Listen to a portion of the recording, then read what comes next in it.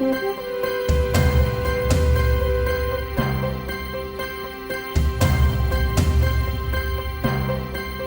good afternoon, everyone. Thank you for joining us on such a beautiful day, choosing to come inside instead of staying outside on what is one of our first really wonderful days of spring.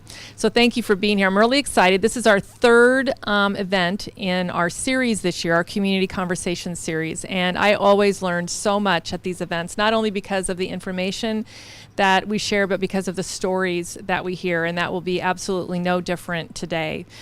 We do have the two first events in our series, which were caring for a loved one and our event on postpartum depression. They were both fantastic as well. And so if you would like to see them, you can go to the LNKTV Health or to YouTube and search for Community Conversations and those topics, and you will be able to find them really easily. So I would encourage you to do that. We do have one more event in our series, and I think there is a piece of paper on your chair that describes that. We're looking forward to this as well. We know that there are about 10,000 children in Lincoln who live in poverty.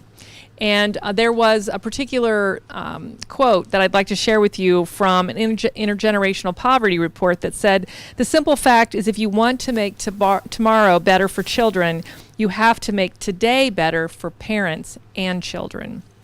And so what we're hoping to do is look at a program that is out of Tulsa.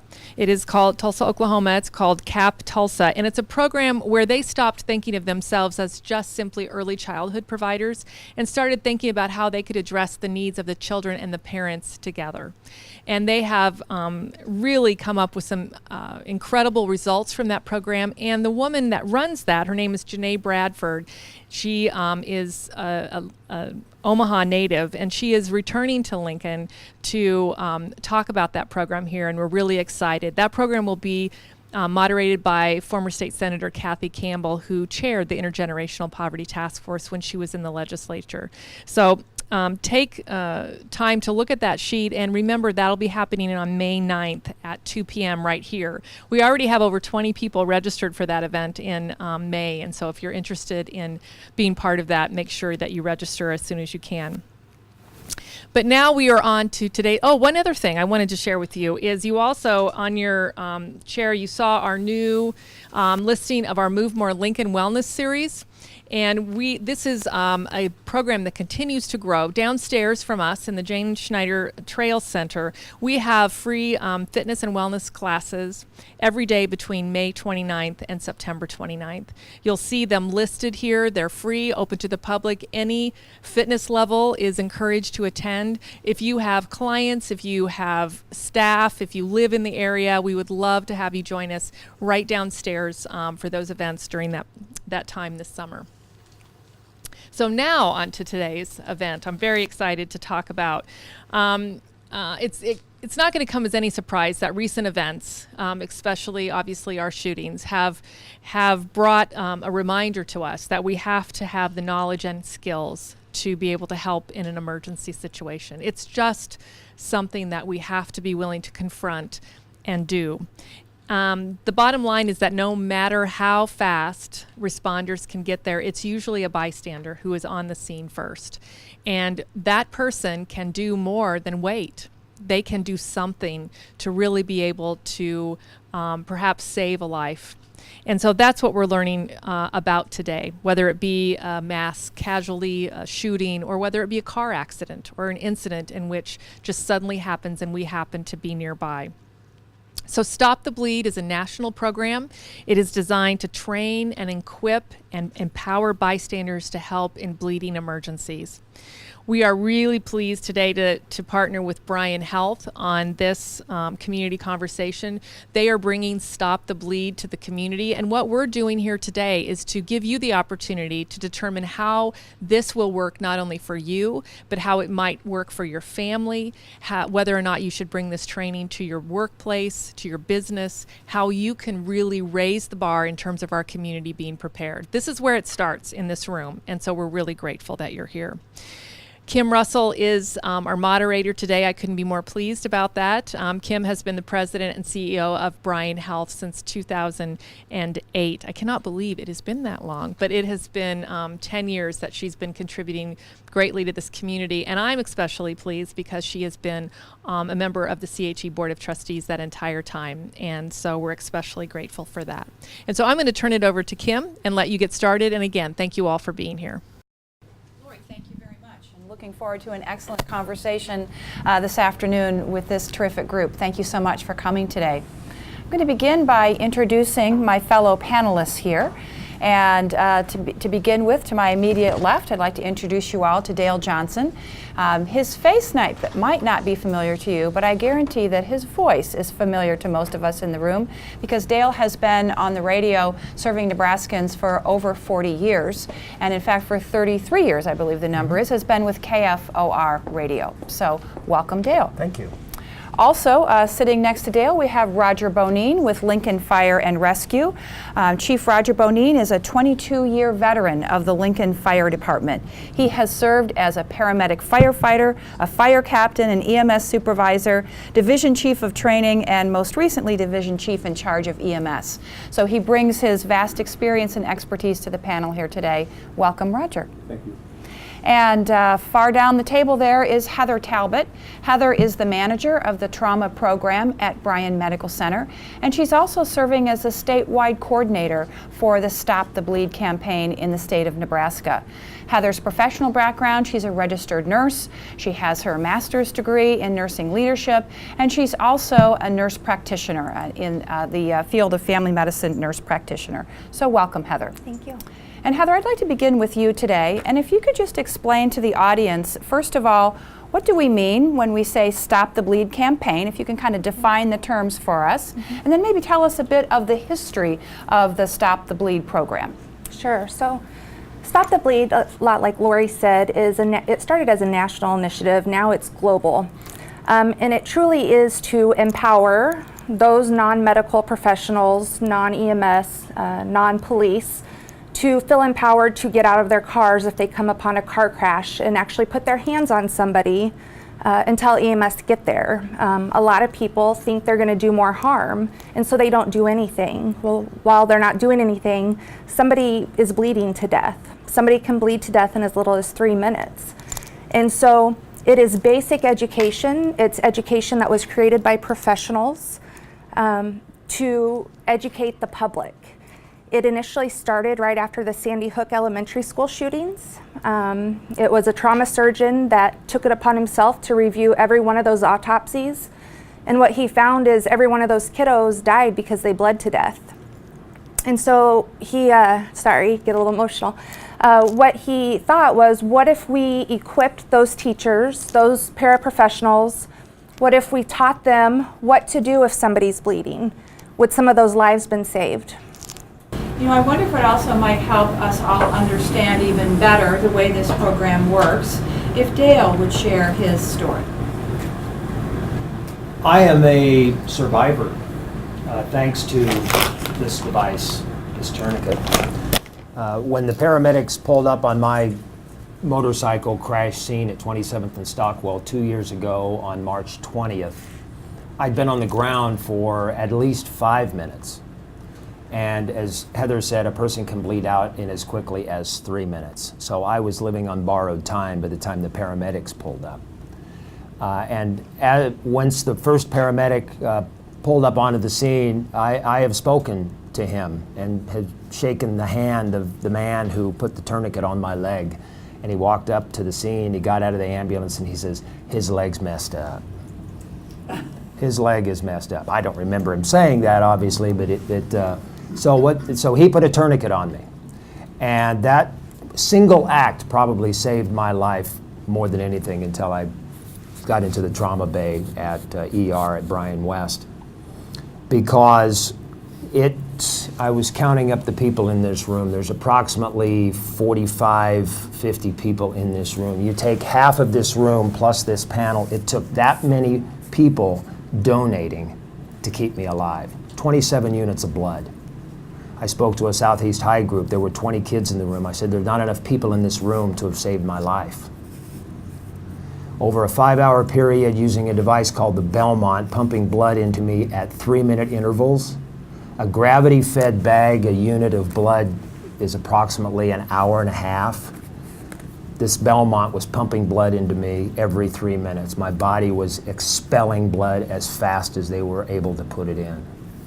Had it not been for that tourniquet, that blood would have been on the green grass at 27th and Stockwell, and I would be dead. So I'm a big believer in tourniquets, and I'm a big believer in Stop the Bleed. Because you're looking great today. Tell us just a bit about your rehab and recovery, and are you back on that motorcycle yet? I will be. I will be. I'm going to Sturgis in August with my brother. That's the trip that was planned and canceled in 2016. And I was sharing with Brittany coming up the stairs. Today I'm wearing heels. This is the first time I've worn heels in 2 years. Look at the heels. It's this much. It's this much. And you ladies wear heels like this. How do you do it? How do you do that? But it's these little tiny, small dynamic changes that change. This has been a day of stumbles with this much heel. And I'm not complaining. I'm just making an observation. I would rather be walking awkwardly than not be walking at all, is the way I look at it. Every day I get out of bed, let me rephrase that. When you got out of bed this morning, I would bet that walking was the last thing you thought of when you got out. You thought of, what have I got planned today? When I get out of bed, walking is the first thing I think about. And then I go, and I don't look back. I don't stop. When I leave here, I have 2 houses that I'm going to continue to fix up. One that I have moved out of and one that I have moved into. And we've been working on those houses for about a year and a half, okay? And I've got my motorcycle that I have to fix up. It's in parts in the garage, and I'll put that together sometime in the next couple of months, and then I'll go ride it, and I'll enjoy that. And my grandkids are coming in May. These are all events that would not have happened had a paramedic not put a tourniquet on my leg. And so I get up every day, and I start it by saying something to the effect of, it's a brand new baby day. It's a brand new baby day. This day will never come again.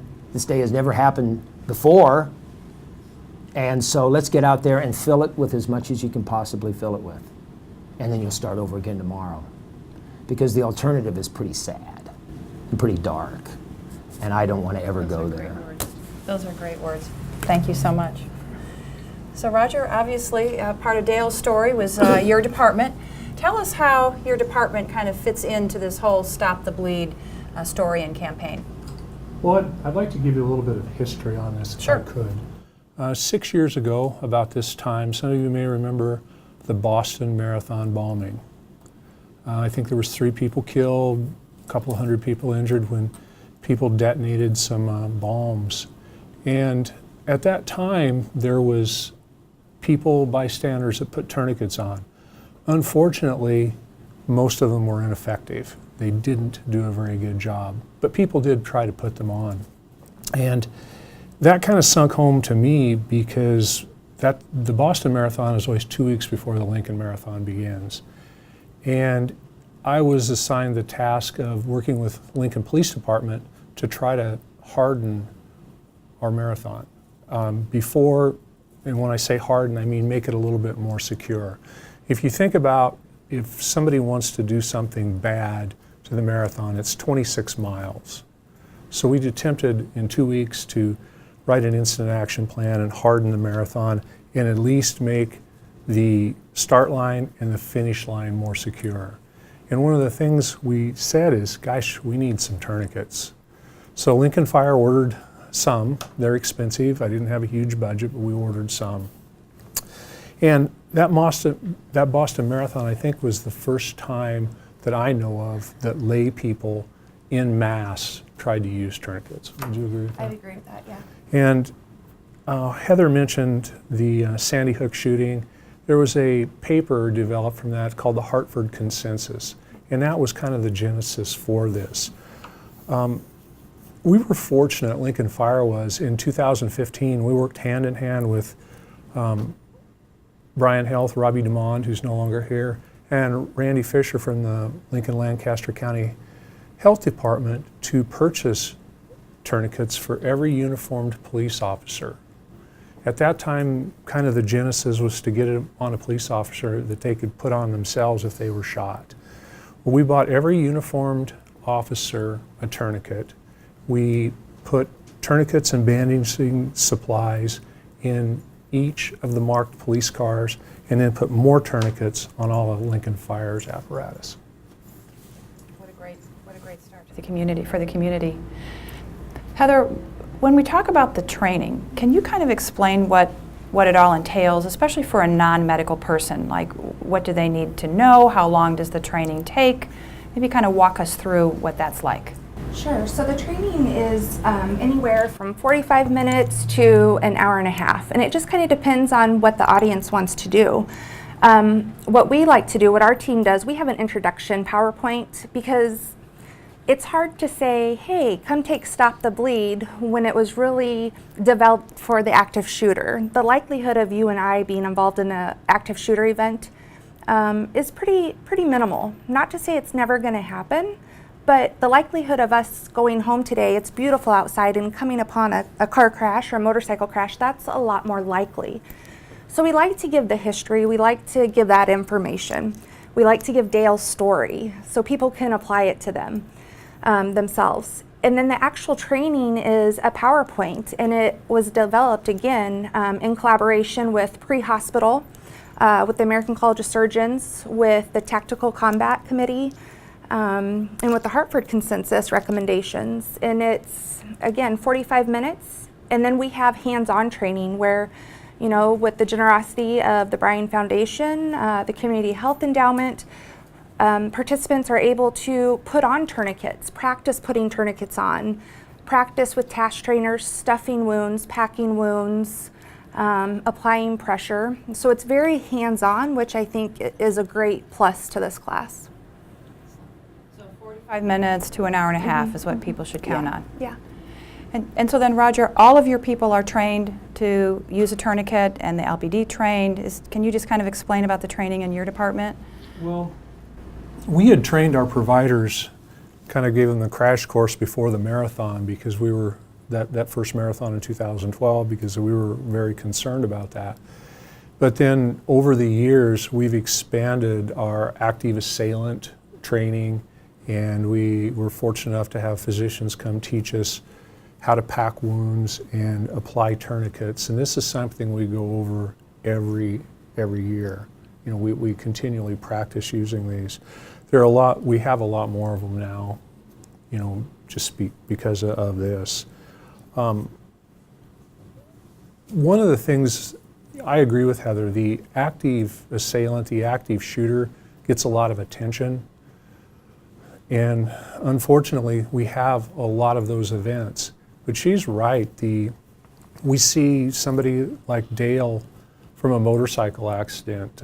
Somebody cuts their leg skinning a deer or anything like that. There's a host of things. We've been fortunate. We have people in Lincoln that have stopped and put tourniquets on. And I actually think that some of that has to do with this type of training. I was telling Kim earlier, I equate some of this similar to bystander CPR. In 2013, when Lincoln Fire really started monitoring bystander CPR, it only occurred about 40% of the time. Through education, through the PulsePoint app, in 2017, bystander CPR occurred over 60% of the time. And this is what we need from programs like this, is to get people so they're not afraid to act. I just watched a webinar on this, and I was a Boy Scout. They told me to put on a tourniquet, and I know there's been a lot of changes, but I do remember for a while there was if you put a tourniquet on, they're going to lose a limb. And I think people heard that. That's not true. They use tourniquets in surgery all the time for hours, but that's a misconception. So anything we can do to educate bystanders, it's a good thing. Yeah, just tacking on to what Roger said, they're calling this campaign the CPR of the 21st century. And so it's not going anywhere. There's actually high schools on the east and west coast that are making this a requirement for their students to graduate. They have to take this as well as CPR to graduate. And so it's not going anywhere. Kimberly mentioned that I've been in radio for 33 years here in Lincoln. I heard something on the scanner recently that I've never heard before, and that was a result of a traffic crash. I believe it was 17th and Old Cheney. Construction worker was moving some barricades. A car hit him and he lost his leg. Over the scanner, I heard a tourniquet has been applied. I have never, ever heard that over a scanner, ever. And to hear that, it just gets my attention. Obviously, it's easy for me to pick up on that word, but we just don't hear that. And I don't know what the tourniquet was. Was it a belt? Was it a necklace? I don't know. It could have been a tourniquet. I hope it was a tourniquet. Someone had one with them. But I heard that over the scanner, and I have never forgotten the way that sounded. It made me so happy to hear that someone had applied a tourniquet to this man, and he ultimately lost his leg. Anyway. How about a little show and tell? You kind of mentioned the packet that you have each purchased or brought along. You want to kind of show us what you have there? I keep mine in behind my seat in the van, in the driver's seat. I haven't applied one of these. I think, Britt, you trained me on one of these, and it's been a while since I've had one of these on. Or even demonstrated one, for that matter. The thing about the tourniquet is this is everything is what our military uses overseas, and so this is all based on, Roger talked about what you learned in the Boy Scouts. These are what our soldiers use in Iraq and Afghanistan. So they're very easy to use. They carry one on each arm, so they can actually put them on by themselves. And with the Hartford consensus, it really came out in 3 phases. The first phase was to educate and equip our police officers, like Roger said. Second phase was for EMS, first responders. And then the third phase, which is the phase we're in now, is for those immediate responders, the public. And so it's very, very simple. You would put it on the limb. So if Roger had a wound here that was bleeding, you just fasten it, and it's Velcro. And my 9-year-old can do this. My 6-year-old is almost there. And then this is the windlass clasp. And so it takes probably 3 to 4 turns. And I'm not going to do it. It hurts. Once? It hurts. Ow. See? But there's a little plastic contraption, and it locks it in place. And so you don't have to worry about it moving, but you're going to tighten it until that bleeding stops. The big thing is, if you're the one that puts that on, when EMS gets there, you want to let them know that there's a tourniquet there. That's why for the public, there's bright orange ones. Police officers have the black ones. Our training ones are blue. If you don't have a Sharpie marker with you, just let them know. Now the kits, so this is what Dale has, this is what we promote. They have the tourniquet, there's a Sharpie marker, there's gloves in here. This is what my sisters received for Christmas. We're serious about this. So. But yeah, it's very, very simple. That's a great demonstration.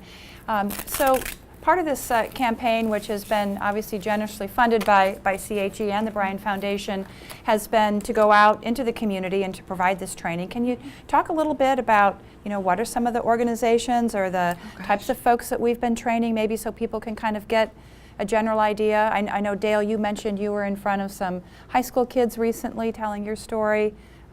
Maybe just so we have a sense of what's happening throughout the community with this training. We'll go anywhere and it's free. That's the great part about it. Duncan Aviation was the first organization or company here in Lincoln that took advantage of the free training. Most recently, Lincoln Electrical System. They're putting all of their employees through it. We were just contacted by creek carriers today. They're truck drivers. You think about what they come upon on the road. We've been to Concordia University. Their faculty went through it this fall. The Norris School District will be putting all of their teachers through it this fall. We've gone to the high schools, some of the high schools, and mostly those are like health classes, churches. I'm trying to think, Brittany. We've gone to personal homes to teach. We'll go anywhere. A whole range. Yeah. Mm-hmm. And Heather, can you also tell us, you're obviously coordinating this or involved in this for the whole state of Nebraska. Can you tell us a little bit about what's happening statewide as well? Yeah, Scotts Bluff out west is doing a phenomenal job as well. Their coordinator is very, very active. And it's the same thing. In the trauma world, in the state of Nebraska, to be a designated hospital, you're required to do outreach. And so this campaign is the perfect outreach campaign to do, to go out with your rural hospitals, to partner up with your schools, and to go out and educate. And it's a train the trainer. And so Scotts Bluff is very active, Kearney is active, as well as Omaha. And you know, if you're sitting here thinking today, well, this is great, but I want my family member in Pennsylvania to look into this because I'm really nervous they live in a big city, you know, you can go to a website and find courses across the country. It's a national campaign. It's not something that we brought up here in Nebraska, so it's very active. And Roger, I want to give you a chance just to kind of plug the PulsePoint app that you talked about a minute ago. Can you just kind of explain and remind everybody about that app? The PulsePoint app was actually designed by a fire chief from California. I forget the town. He was at a sandwich shop with his wife having lunch, and he saw one of these engines and an ambulance go flying by. He didn't have his radio with him. He goes, I wonder where they're going. And they drove down, they turned in, and they stopped out front, and he's looking, and they got out, and they went right through the sandwich shop and went into the back where one of the workers had collapsed and was in cardiac arrest. And he thought, wow, I could have been back there doing CPR if I would have just known. So he worked with some people way smarter than me that designed this PulsePoint app. Lincoln's very fortunate that we have it. They told us when we implemented, and Public Safety Director Tom Cassidy was instrumental in getting this done. They said if we were able to get 5,000 people our first year, we would be doing really well. We had almost 11,000. And what the app does is it will notify you of a cardiac arrest in a public place if you're within a quarter of a mile. And it also will show you where an AED is located if there's one close. I never thought to bring any of the little maps that I get when they send them to me, but if it's not a public place, if it's a private residence, it won't show. But if somebody would collapse out here on the street in front of this building, it's going to send out a voice message, or it's like a tone, you get a tone, and it will say cardiac arrest, 250 North 20th, or whatever we are here. And it will tell you where it's at. It'll also, since they purchased an AED, show that there's an AED right inside this building. And it encourages people to go help. Get the AED, do some bystander CPR, get an AED, and deliver a shock. Thank you. If I could give a plug here to the Nebraska Blood Bank, because the tourniquet stops the bleeding and the blood bank provides the blood to replenish that for the body. I recently learned that inside the trauma bay there is a refrigerator that has, I believe it's 5 units of blood in it. I used 4. I went through 4 probably pretty quickly. And so the call was made, the labs were made and sent to the blood bank. They typed it, they sent it, they just kept bringing me blood. I just continued to need it. And as I mentioned before, half of this room wouldn't be enough to keep me alive. So it takes a lot of people just to keep one person alive. So whatever you can do to help the blood bank, in addition to the Stop the Bleed campaign, I would strongly suggest. I was in the other day, it was my turn to donate some blood. It took me 9 minutes. It took me 9 minutes just after I sat in the chair, carried on a conversation, had some juice, and I was done. And I was on my way. 27 people needed to have done that in order to have saved my life. So if you can, that's my plug for the Nebraska Blood Bank. Great way to volunteer and demonstrate your support for the community. You know, Heather, as long as we are kind of talking about blood here, I'm sure probably when you're teaching people, you have folks that are maybe concerned about blood-borne illness or something like that. And so how do you when people encounter a car accident, they don't necessarily have all the protective equipment. How do you teach people about that? Well, part of the training is to have gloves in your glove compartment, and that part comes with the trauma kit. So we want you to have the tourniquet, we want you to have gloves in your glove compartment. If a person does come in contact with blood, part of the training again is to tell the EMS responders that you have come in contact with blood, that you didn't have gloves on. And then there's a process. You contact your health department or you contact the hospital, and then there's protocols that they follow as far as testing and going through that process. Thank you. And when you tell us, we'll get you some hand sanitizer, the stuff that squirts out. We have that in all of our ambulances, and that would be the first thing to do is to wash your hands as quickly as possible. Thank you. I'm going to open it up to questions from the audience in just a minute, and we'll get Lori in the microphone up here. Any last minute other questions or comments before we kick it open here for Q&A? Yeah, I just want to add, Roger talked about AEDs, and one of the goals... And do you want to define that? Automated external defibrillator. Sorry, I was going to mess it up. With the AEDs, so last week we were fortunate to go to Pinnacle Bank Arena and equip the arena with trauma kits. And we placed wall kits, so they go right next to the AED, and they have 8 trauma kits in each of those wall kits. One of the goals of this initiative is to have a trauma kit by every AED. And so I don't know if you travel a lot, but airports across the country, you're starting to see trauma kits in airports. Schools are getting them, places of businesses.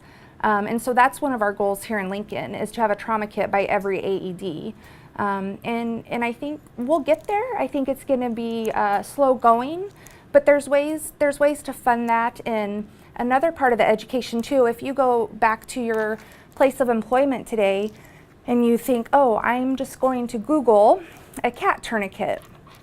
There's vendors really starting to come out of the woodwork now because they see this as a moneymaker. It's a global initiative. So just be very cautious. I recently purchased tourniquets off of Amazon that said that they were a cat tourniquet, and they were $5 a piece. And I ordered them, and the first time I turned it, it broke. They're not cat tourniquets. And so like Roger said, tourniquets are expensive, depending on how many you order, $21 to $27 a piece. And so just make sure you have a reputable vendor.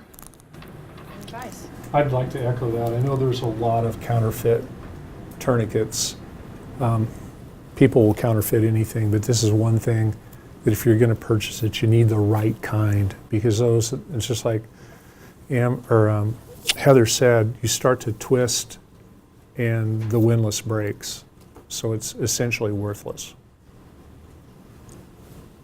Good advice. Dale, any comments before we throw it open for Q&A? No, I'm anxious to hear what everyone thinks. All right. Questions from the Guys, audience? the one thing that I would ask before everyone else has a chance to think of their questions is for the folks in the room, and I know there's many of them, who are going to go back to their workplaces and talk about this amongst their administrative teams or their health and wellness committees.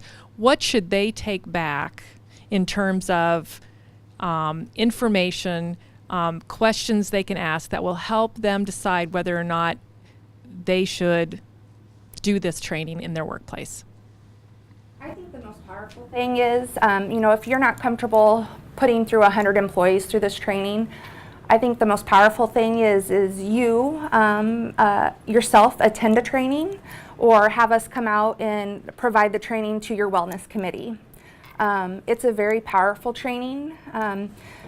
I believe it was Union Bank that went through the training, and they said it was a gal that had worked there for over 40 years. It was the most rewarding, best training she had been through in over 40 years. And so simple things like that. And we heard the same thing from the LES folks. They sent us a thank you for helping sponsor the trainings, and the one gentleman said it was the best training he'd been to, and so I think it speaks for itself. yeah, well, and it speaks to the trainers too. Yeah. So, Yeah. questions for all of you about that you'd like to know about Dale's story or about what you can do in your workplace? Hi. In wanting to have this training at our facility, should we purchase? Do you guys recommend a place to purchase these? Yeah, so we have vendors That we've been working with from the very beginning when it was really small, and so we'd be happy to provide you those names. And what you can do is just email stopthebleed@bryanhealth.org, or inside your booklets is Brittany Clark is our outreach coordinator, and she can get those for you. Those tourniquets, are there some that are available for purchase, some that are available to the community? Help us know that. Well, with the generous support of the Community Health Endowment, we actually received a 2-year grant that is allowing us to provide a free tourniquet to any person that attends training in the city of Lincoln. And so we have trained over 600 folks in the city of Lincoln since January, so we've handed out over 600 tourniquets. So you can come to a free class. We have a great partnership with the Nebraska Community Blood Bank. We have classes there, every month. We have classes at Bryan Medical Center West every month. Again, if you host a training here in Lincoln, we will bring them to you. It's been an amazing partnership, and so. I think what's opened my eyes to is how many people are out and about every day that may not think, oh, I know Steve Beals here. Where are you at, Steve? You're over here from the Animal Control Division at the Health Department, out every day, driving through the community, coming across car accidents, other things. So it's not just if you happen to work in a place where there's a lot of people, or it's about whether or not you're out and about, or if you're just a walker and you're out walking in your neighborhood and something happens where a person is struck by a vehicle, very much something along the lines of Dale. So it's opened my eyes about who can help. And so it's important that you think in that context too, and how they can take this information back to their families, your folks in your workplace. Other questions?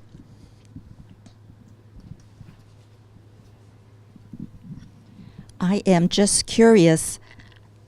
Most of us will not have a tourniquet with us, so it would be a piece of clothing, a shirt, pants that you would just rip off easily, a scarf around the neck that's quite long. Do you twist it in a circle before you put it on as a tourniquet, or do you just turn it around like the arm or leg, or it doesn't matter? Will you talk about what happens with the person that doesn't have a tourniquet with them? Well, ma'am, I want you to try to do whatever you can, but unfortunately, most of those tourniquets don't work. There was a lot of belts and a lot of clothing used in the Boston Marathon bombing, and they were ineffective. That's why we're really pushing this. And I understand the financial obligation of purchasing a $27 tourniquet, but most of the time the clothing, the belts don't work. Would you agree with that? I would agree. I would rather you come to a class and get one from us for free. Something that comes up frequently, we always have a gentleman in the back of the room that has a belt on, and during the training he'll say, well, I'll just use my belt. Well, if that's all you have, that's great, but he usually has probably a belt that's 60 years old, and who's to say it's not going to break? A tourniquet, especially if you can get it for free. Otherwise, it's a week's worth of Starbucks. And hopefully you never have to use it. But man, it's worth it if you do. That belt sounds tempting, but you think about it. What are the 6 holes in a belt? Unless you have one of those belts where you can just tighten it up anyway. You just can't keep it tight enough, long enough. Get it tight enough or keep it tight enough. No. Thank you. I'm just curious, when you mentioned the bloodborne disease, if a person is exposed because he or she doesn't have gloves on, is it that dangerous if they don't have cuts or abrasions or something like that on their hands? Is there still a necessity to go through some kind of testing or whatever? I just watched a webinar on this the other day, and I can't tell you the exact name of the presenter, but one of the physicians mentioned that the risk of getting a bloodborne pathogen through intact skin is almost non-existent. I mean, if you have a big cut on your hand and the person would happen to be HIV positive and you, it's possible. But I think maybe a little bit of this, we've been a little dramatic about this. We still make our paramedics and our EMTs wear gloves. The nurses wear gloves in the hospital. But the chances are pretty slim that you're gonna get something.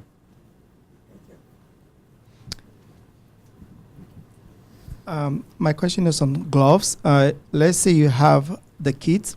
How often do you replace the gloves and the kits? The gloves? Yes. The only thing that needs to be replaced in the kit is there's gauze in here that's called Quick Clot. And what that is, it's a gauze that's impregnated with a chemical, and it actually cauterizes the wound, so it burns the wound to stop the bleeding. And the shelf life on that used to be 3 years, and it was just increased to 5 years. So the gloves, they don't need to be replaced. Now, if they're in a hot glove compartment or in your car for a long time, you're going to want to check them. But as far as shelf life on things, the gauze is the only thing that would need to be replaced. Mm-hmm. Well, not necessarily a question as much as on the bloodborne disease concern. Isn't the health department have a clinic where people can go in and get tested without using their name if they're concerned about their name being attached? And I think the health department does have a clinic for that. I don't know. I see people shaking their heads, yes. I did have a question back here about how young a person can be. Does it matter how old they are before you apply a tourniquet? It doesn't matter. There's actually a trial in the University of Arkansas at the pediatric hospital. They're trialing pediatric tourniquets, and I think that wraps up in August of this year. But these tourniquets they can go very, very small. And part of that is part of the training, is talking about if you have a pediatric patient. A lot of times with kiddos, younger than 5, you can do a lot with just pressure. And I don't know, you probably have more experience in that, obviously, in the field, Roger. Direct pressure on kids works very well. And the easiest way to do direct pressure is to put on a 4x4, a handkerchief, and squeeze. That's the easiest way to do direct pressure. Put a glove on if you have one. Another question? Similar to CPR, will the certification expire? Will you need recertified after a few years? Or was this once you're trained for life? Currently, the American College of Surgeons owns Stop the Bleed. It's their trademark, it's their copyright. And there's no certification. Now, what they did do is, since they want to empower and encourage the public to take it, the people that take it, they receive a certificate. As part of the committee, we are looking at ways to make it a certification and make it more of like CPR. I think a part of the problem is we're trying to keep up with the demand right now, and so how do we keep training? Right now the course is all in person, and we want to spread the word and get the message out, but how can we get apps out there and things like that? But I believe that will be coming. That I'd like to follow up on that. So can someone in a large company be trained to be the trainer? Yes, and that's the great thing about this is, for example, I recently went out to the Norris School District and I trained their safety committee as well as their school nurses. And so when we go out in the fall to train all of their teachers, their school nurses will be able to help with the teaching as well. And then every year they will train, because they have more teachers join, more paraprofessionals, they will teach. And so you register through the American College of Surgeons, and then you're able to access the PowerPoints, the flyers, everything that you would need, which is very, very nice. And that's the hope. It's a snowball effect. No, it's no cost. They were adamant that it would be free. The training would be free? Mm-hmm. Great. Other questions? Has LFR considered, like, our dental and medical staff are go through CPR training and training on the AEDs? Have you considered making this a part of that training as you're out and about? No, we're a training agency, a CPR training agency through the American Heart Association, and they're not really affiliated together. And it's easier, cheaper, quicker to go through Heather than it is through us. And that's something that we say in training. You know, when we do have medical professionals take this training, and what we say is, you know, we don't follow the standards of the American Heart Association when we teach this. We're not following the Bryan Medical Center policies and procedures when we teach this. This is for, you know, life-saving, basic information to empower somebody to get out of their vehicle, to put their hands on the motorcycle rider that just crashed until EMS gets there. We're not asking you to do surgery on the side of the road or do anything, you know, out of control. We just want you to put your hands on somebody. Will the application of the tourniquet be applicable on a snake bite? If somebody's been bitten by a poisonous snake, will that be applicable in that scenario also? I don't believe a snake bite is an indication for a tourniquet. We'll have another community conversation. Now, if a snake bites you when you get in a motorcycle crash, then I think we're able to eat it. Well, I would just like to see a show of hands about how many people are interested in getting the training themselves. I think you have some business to do, Heather. Yeah. And so I'm going to turn it back over to Kim to close the panel. But what I would say is, you know, when we were asked to consider providing some funding for this, it's hard for us to get our hands around. You know, it's a new paradigm for us to think about how to help people in a culture where sometimes we're less and less likely to do that. But you look at somebody like Dale Johnson and you're like, that's the reason that we do this. That's the reason that we fund this, because there's Dale now, but there will be someone else just like Dale. And we will all be in a position to assist that person so that they can do their, what did you call them? A baby new day. And that's why this is so important and why we're so grateful that you're all here to not only hear about it for yourselves, but to take it back to your workplace and to your families. So I'm going to turn it back over to Kim to close, but on behalf of the endowment, thank you all for being here. And please, before she closes, if you would all take a moment to thank them all for their participation.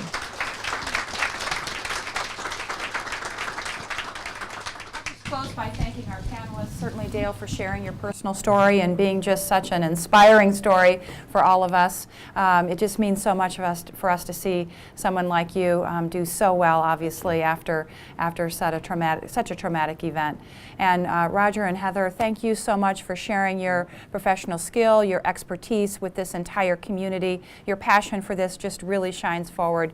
And I know with all these people hearing this story today, as well as those who will be watching this program on TV, we absolutely will be impacting lives in this community and beyond. So thank you all very much for being part of the panel today. My pleasure.